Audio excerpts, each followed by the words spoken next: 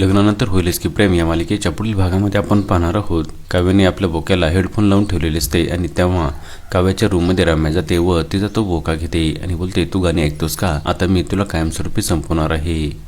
Rest in peace म्हणजे rest in pieces. आणि आपण पाहतो रम्या ही त्या बोक्याच्या भोवलीला पकडते आणि वसुंधरा ही मोठी कातर घेऊन येते व त्याचे तुकडे करणार. त्याच वेळेस त्या ठिकाणी पार्थ येतो आणि त्या दोघींना या अवस्थेमध्ये पाहून पार्थला अतिशय राग येतो आणि तो विचारतो, रम्या हे काय सुरू आहे? तेव्हा रम्या बोलते, ती काव्या या बोक्यामुळे तुला वेळ देत नाही, तुला या बोक्यामुळे काव्याचा त्रास होत आहे, त्यामुळे मी या बोक्याचे कायमचे तुकडे करून टाकत आहे. पार्थला अतिशय राग येतो आणि पार्थ बोलतो, मला काव्यामुळे किंवा काव्याच्या कुठल्याही वस्तूमुळे कसलाही त्रास होत नाही, उलट मला ते बरे वाटते आणि तुम्हा दोघींनाही माझी शेवटची वॉर्निंग आहे. आता यापुढे काव्य व त्यांच्या सर्व वस्तूपासून दूर राहायचे. आणि तेव्हा वसुंधरा आणि रम्या दोघीही घाबरतात. आता पुढे येणाऱ्या भागामध्ये रम्या व वसुंधरा बोक्याला कापून टाकणार का हे पाहणे अतिशय रंजक ठरणार आहे.